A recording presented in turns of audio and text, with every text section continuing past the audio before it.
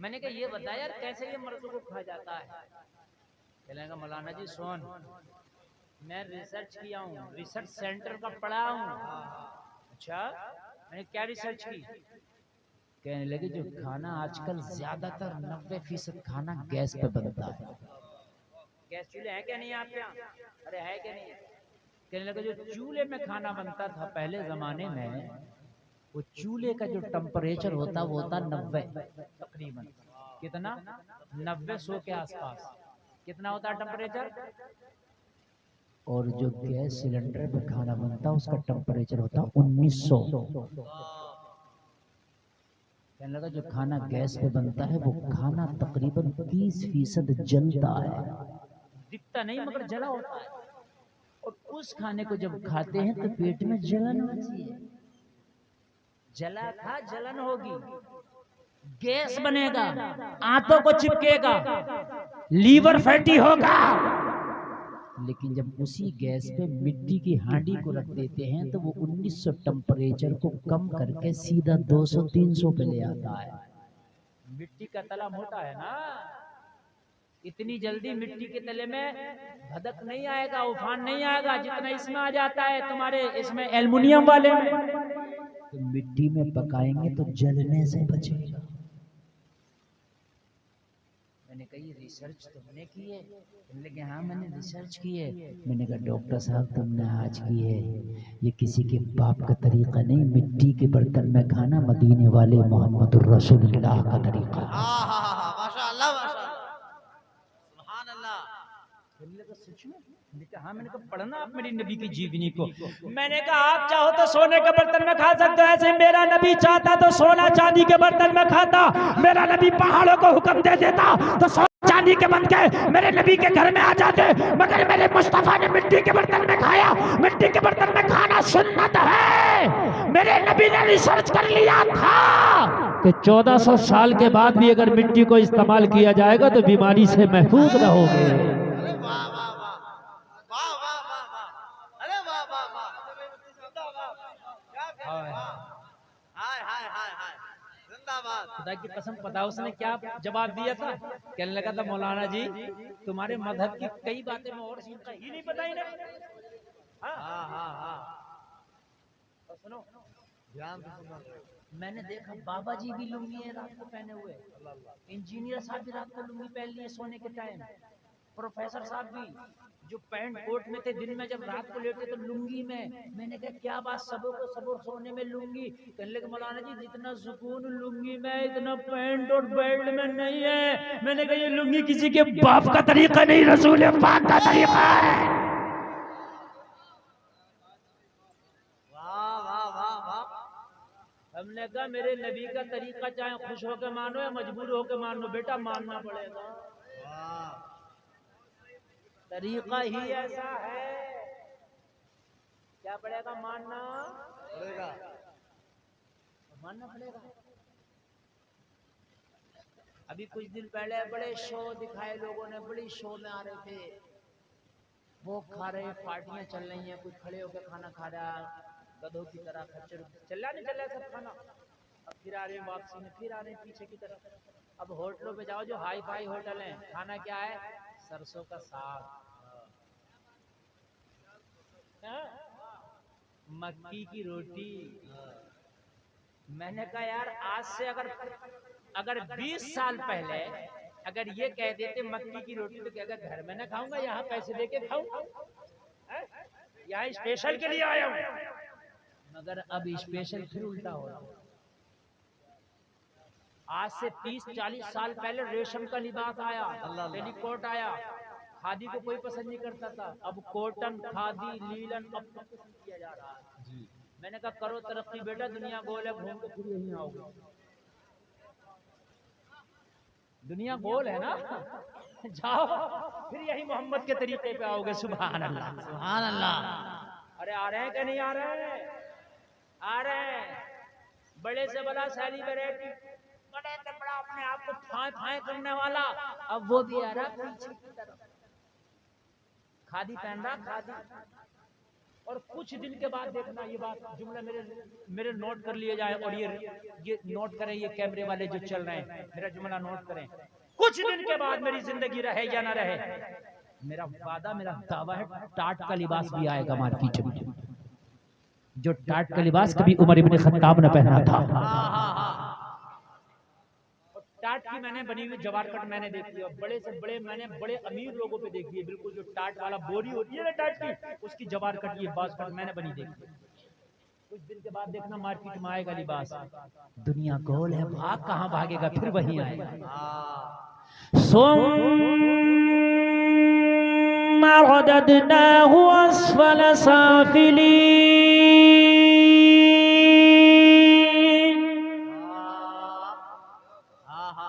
अल्लाह फरमाता है कर लो कितनी तरक्की, फिर तुम्हें फेर देंगे पीछे की तरफ, फिर फेरेंगे तुम्हें नीचे की तरफ लाएंगे।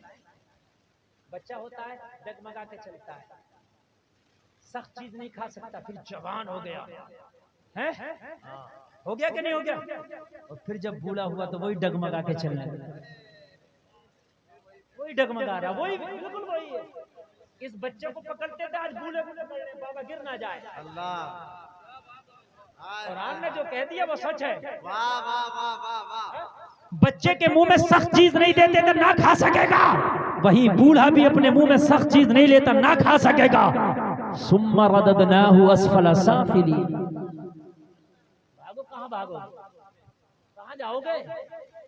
सारे रस्सियां सारे निजाम अल्लाह के हाथ में, किसके हाथ में? जोर से वो तो अल्लाह के हाथ में, अल्लाह के हाथ में। हजरत उमर निकले थे इस्लाम को मिटाने, कहा था इस्लाम को मिटा कर रख दूंगा। कहा उमर तेरे जरिए इस्लाम को ऐसी ताकत दूंगा कि रूम और ईरान कैसरो किसरा पे जाके अगर इस्लाम का झंडा लहराएगा तो उमर वो तू लहराएगा इंशाअल्लाह। समझ रहे हैं? जब कोई ज्यादा मुखालफत पे आ जाए तो समझ लो वो दोस्त बनने वाला गोल है ना। हर चीज जब घूम के अपने टीप पे पहुंचती है तो फिर पीछे को आती है। दुनिया ने बहुत तरक्की कर ली, चांद पे पहुंच गए, जमीनों में सब कुछ देख लिया, पेट्रोलियम क्या क्या तलाश कर लिया, फिर पीछे की तरफ। होटलों में पुराने खाने, पुराने पहनावे अब तलाश किए जा रहे हैं। समझ रहे हैं कि नहीं समझ रहे हैं आप? पुरानी पुरानी ग़िज़ाएं तलाश कर रहे हैं।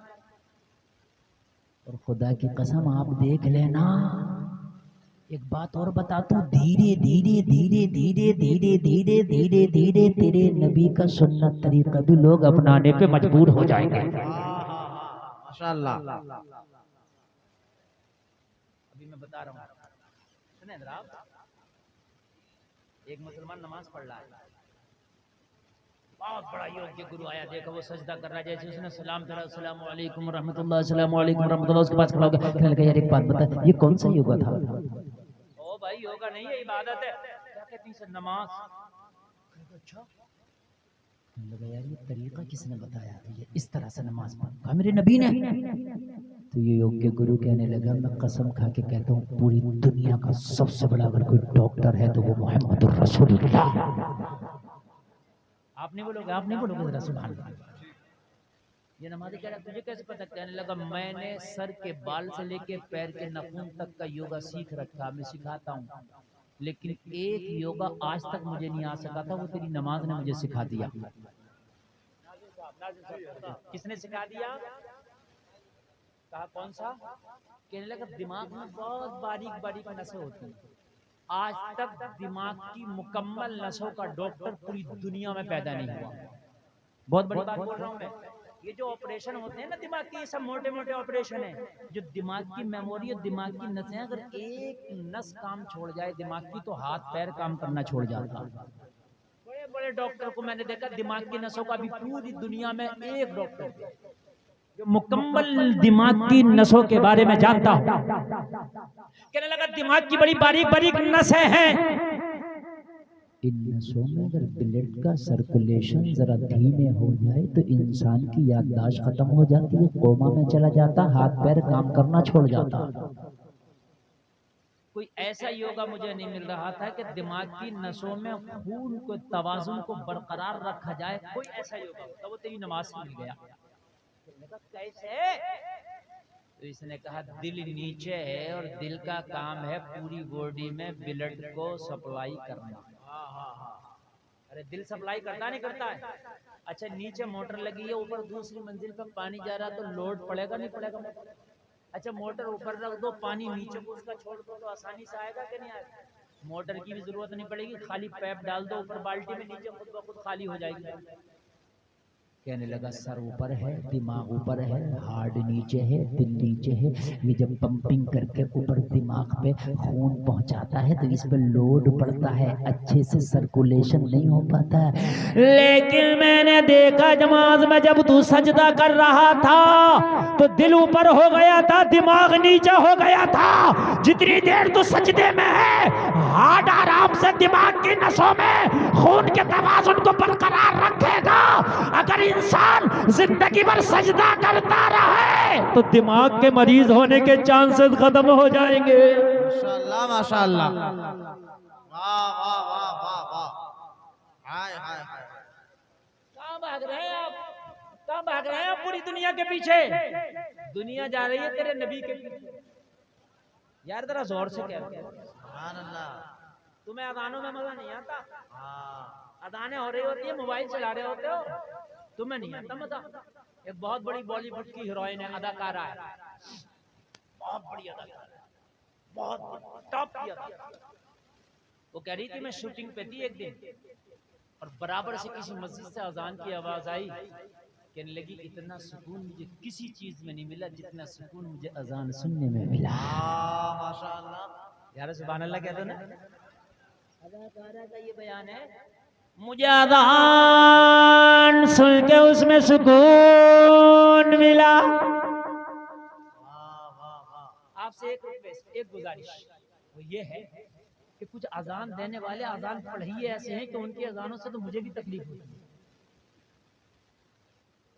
इसको एक लफ्ज याद नहीं है, एक मखरज याद नहीं है, ऐसी अजान पढ़ता है कि ये पता ही नहीं चलता कि अरबी वाली अजान पढ़ रहा है कि वो किसी और जबान में पढ़ रहा है। अशहदु अल्ला इलाहा इल्लल्लाह। क्यों मतलब कह रहे हो? अब इससे कभी तू अजान ना पढ़, या तो मश्क कर ले, सीख ले, तो लड़ जाएगा, डंडा लेके आ जाएगा। मैं मखरज निकाल, सही से अजान पढ़ ताकि अजान लोग सुने तो उनके दिल मस्जिद की तरफ खींचे चले जाए। माशाअल्लाह माशाअल्लाह है कि नहीं? और अच्छा मुअज्जिन रखो, तुम भी नहीं रखो तो तुम्हें भी फ्री वाला मुअज्जिन चाहिए। और उसमें नचनिया और कव्वाली और मुकाबला तो करा लोगे आप कई कई लाख का, मगर मुअज्जिन को नहीं दे सकते आप 10,000 रुपया। क्योंकि जो अच्छा मुअज्जिन आएगा मशाक होगा, कवाइद की रियायत करेगा, सही तरीके से अजान पढ़ेगा, जिसकी अजान सुन करके मस्जिद की तरफ दिल खींचा चला जाए, ऐसा मुअज्जिन पैसों से मिलेगा। तुम्हें चाहिए फ्री वाला? फ्री वाले तो ये गांव के खांसते हुए कक्का ही आएंगे, ये ताऊ आएंगे, ये दद्दा ही आएंगे। समझ रहे हैं? ऐसी अजान पढ़ते हैं, यकीन करना यकीन करना। एक तो अजान पढ़ा था माज़अल्लाह, अल्लाह ऊपर अल्लाह ऊपर,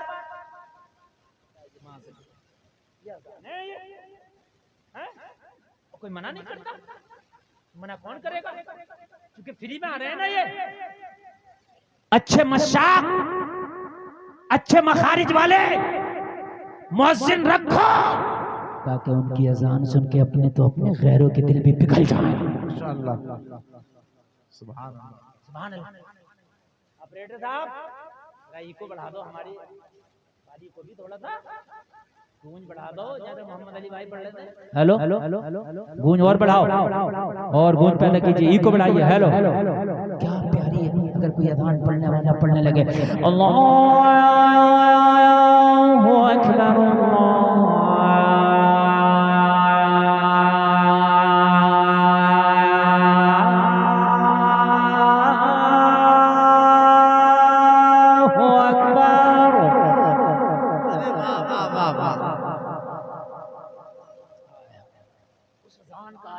होगा कि कभी मस्जिद नबी थी, पढ़वाने वाला अमीना का लाल था, पढ़ने वाला बिलाल था। खुदा की कसम, मदीने की गलियों में अज़ान की आवाज़ें गूंज रही हैं। लोगों, मुअज्जिन ऐसा हो कि अगर बेनमाजी भी सुने ना उसकी अज़ान को, तो एक वक्त के लिए उसका दिल हो जाए, यार छोड़ दे दुनिया की रंग रंगलियों को, छोड़ दे दुनिया के काम को, चल वजू कर यार मस्जिद के सजदों में अपने दिल को लगा ले। माशाअल्लाह माशाअल्लाह। जब अजान में इतना मजा है तो नमाज में कितना मजा होगा। बोलो बोलो, सुनाए, इजाजत है? जरा बोलिए सुभान अल्लाह। अल्लाहु अकबर,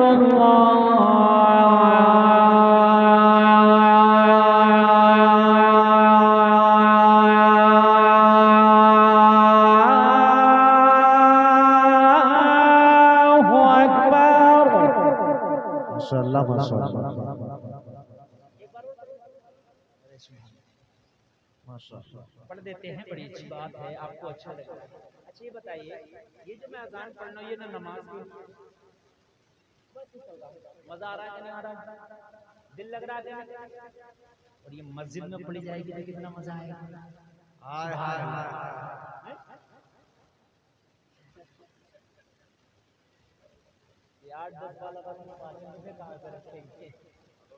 अल्लाह अल्लाह सलाम। अशहदु अन ला इलाहा इल्लल्लाह,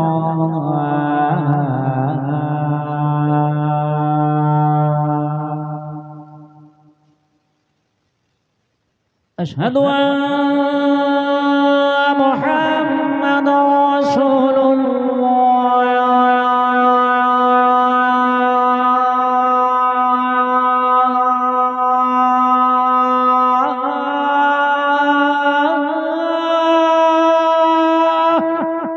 माशाअल्लाह माशाअल्लाह। हय्या अला सलाह,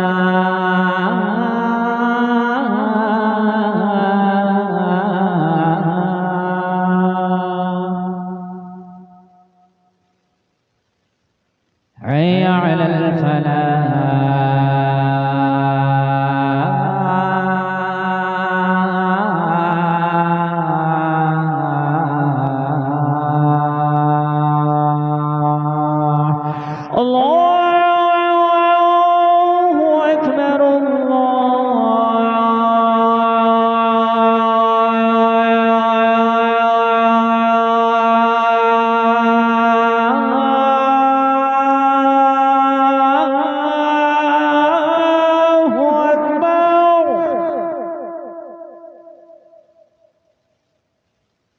ला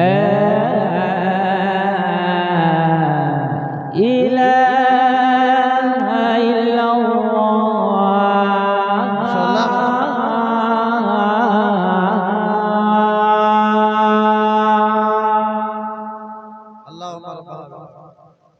अज़ान मेरे भाइयों, मोमिन हमारे चाचा को, ऑपरेटर साहब कम कर दो ये।